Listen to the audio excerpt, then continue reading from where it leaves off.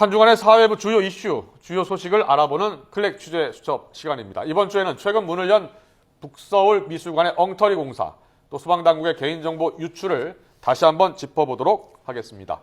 사회일보 이만수 기자가 나와 있습니다. 어서 오십시오. 네. 안녕하세요. 자, 북서울 미술관 이 문제부터 좀 짚어보도록 하겠습니다. 네네. 이 북서울 미술관 언제 문 연 거예요?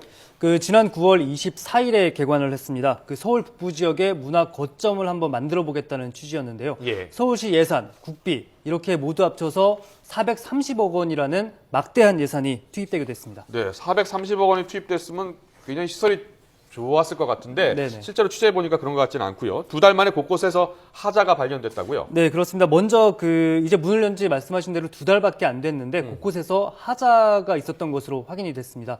먼저 가장 큰 문제는 배관에서 누수가 있었습니다. 물이 똑똑 떨어질 정도가 아니라 예. 양동이를 받쳐놔야 될 정도로 누수가 아주 심각했다고 하고요. 또 바닥에는 콘크리트 조각이 떨어져 나갈 정도로 일부 균열이 발견되기도 했습니다. 먼저 개훈이 기자가 현장을 취재했습니다. 지난 9월 서울 동부권 문화발전의 거점을 목표로 문을 연 북서울 미술관.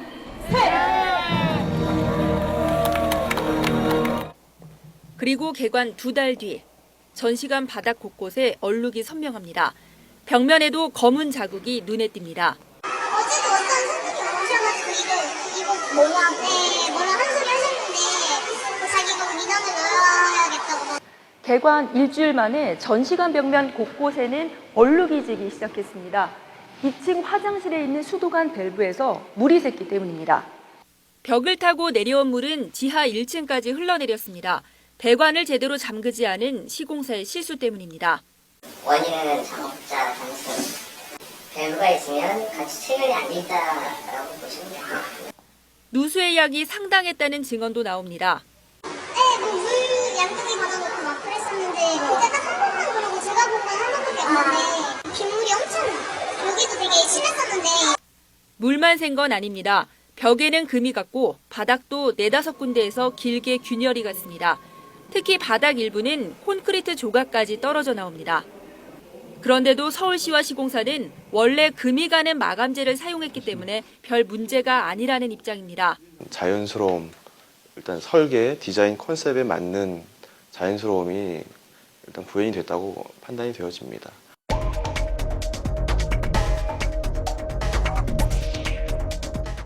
국비 121억 원과 서울시 예산 310억 원 등 모두 431억 원이나 투입된 북서울 미술관.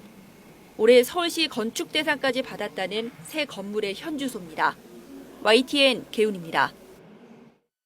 다른 건물도 마찬가지입니다만 이게 미술관이기 때문에 더 아주 잘 지어져야 그렇죠. 되는데요. 네네.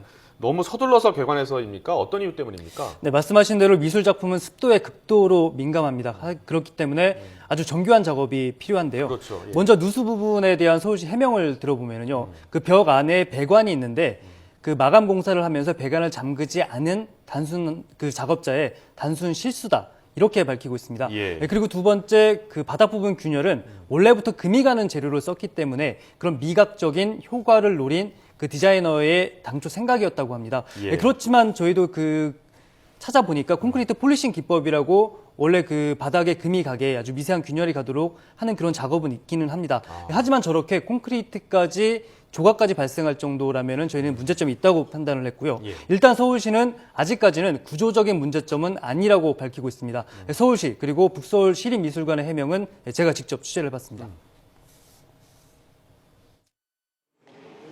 2층에서 샘물이 고스란히 스며든 1층 전시관. 지금 남아있는 얼룩은 당시 흔적 가운데 일부에 불과합니다. 저런 얼룩 같은 게 있었다. 그게 초반에 엄청 심했는데 지금 거의 한 80%? 거의 90% 없어져 있거든요. 지금 조금 없어진 얼룩이 지금 저렇게 남아있는데. 네, 없어진 얼룩이. 미술관 측은 개관 일주일 만에 누수를 처음 파악하고 크게 당황했습니다. 전시된 작품들이 습도에 극도로 민감하기 때문입니다. 미술관이 이제 습도가 이렇게 중요하니까 막 저희가 다 착용이 안 됐죠. 그리고 지난 10월 7일 벽체를 뜯는 대규모 공사를 진행했습니다. 벽체를 깔아줬더라. 그냥 그날 일어나서 시험까지 완료까지 그날 양산까지 하면 다 끝내버려. 하지만 현재도 검은 얼룩과 균열이 여전해 방치할 경우 상황이 악화될 수 있다는 게 전문가의 견해입니다. 균열의 크기, 균열의 또는 명확한 모양 등으로 봤을 때 그 일반적인 현상이라 볼 수는 없을 것 같습니다. 그 균열 부분이 지금 현재도 수변의 습식에 균열의 양상을 보이고 있고 그 라인이 굉장히 명확하다는 겁니다. 시공사 측은 작은 결함에 불과하지만 미관상 거슬리는 부분은 내년 1, 2월에 보수 공사를 실시하겠다고 밝혔습니다. 실제 이제 균열이 이렇게 나 있는 부분들, 그러니까 충진하겠다는 얘기인데 간단하게 말씀드리면 그 미세균열 부분에 대해서는 그 시멘트 분말이에요. 그러니까 무수축 그 몰탈로 채울 거고요. 초기 계획부터 완공까지 5년에 걸쳐 야심차게 준비했다는 서울시립 북서울미술관. 길었던 준비 기간에 비해 손님 맞이 준비는 소홀했던 게 아니냐는 지적이 나오고 있습니다. YTN 이만수입니다. 네, 저 정도로 이렇게 네. 부서져 있으면은 새로운 공법이라고 할 수 없을 것 같아요. 네, 그렇습니다. 저희도 몇 군데 사진을 구해서 봤는데요. 그 불규칙성의 규칙성이라는 게 있지 않습니까? 예. 미세한 균열이 고리게 나 있는 경우에는 그 폴리싱 기법으로 볼 수도 있을 것 같습니다. 예. 하지만 뭐 화면에서 잘 보셨다시피 신용카드 한 장이 들어갈 정도고 곳곳에서 콘크리트 조각까지 깨지는 거를 과연 새로운 기법으로 볼 수 있느냐 하는 의문은 가지지 않고 있습니다. 네, 상식적으로 이해가 되지 네. 않았고요. 이번엔 소방당국의 개인정보 유출 사고 짚어보도록 하겠습니다. 네네. 그 의무 소방대원 이 시험 과정에서 개인정보가 무더기로 유출됐습니까? 네, 그렇습니다. 먼저 의무 소방 제도를 설명을 드리면은요. 네. 군복무를 대체하는 제도입니다. 그러니까 소방서나 119 안전센터에서 23개월 동안 근무를 하면은 병역을 이행했다고 보는 건데요. 예. 이 의무 소방대원들을 뽑는 과정에서 지원자들의 개인정보가 무더기로 유출된 겁니다. 얼마나 유출이 됐습니까? 네, 일단 저희 취재 결과로는 그 시험을 본 응시자들의 주민등록번호, 이름, 그리고 합격 여부 등 그 300여 건이 무더기로 유출된 것으로 확인이 됐는데요. 예. 소방당국은 그 YTN이 취재에 들어가고 나서야 부랴부랴 사실을 파악하고 조사에 들어갔습니다. 한동호 기자가 취재했습니다. 천안 종합운동장에서 달리기와 윗몸 일으키기, 멀리 뛰기가 한창입니다. 모두 20살 안팎의 남성들입니다. 군복무를 대체하는 의무소방대원이 되기 위해 체력 검사를 하는 겁니다. 올해 620명을 선발하는데 이번 주에 시작해 닷새 동안 하루 평균 300여 명씩 테스트를 받습니다. 그런데 합격을 애타게 기다리던 응시자들에게 낯선 이메일 하나가 왔습니다. 이 체력 검사를 치른 응시생들의 개인정보는 시험 바로 다음 날 이메일을 통해 통째로 유출됐습니다. 응시생 300여 명의 이름과 응시번호는 물론 주민등록번호와 합격 여부까지 고스란히 담겨 있습니다. 자신의 정보가 유출된 응시생들은 있어서는 안 될 일이 일어났다며 분을 참지 못합니다.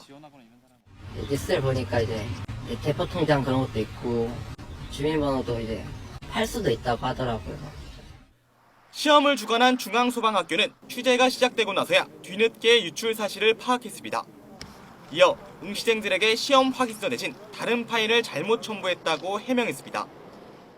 64명에 대해서 저희들이 합격, 불합격이 나온 주민등록 번호가 같이 발송이 됐습니다. 나머지 분들한테 좀 죄송스러울 따름이고. 소방당국은 관련자들에 대한 조사에 착수했고 과실 여부에 따라 징계 여부도 검토하고 있습니다.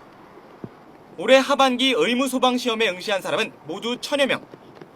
신성한 병역 의무를 대체하는 공인시험이 무더기 개인정보 유출로 공신력이 흔들리고 범죄에 악용될 수 있는 심각한 상황을 맞고 있습니다.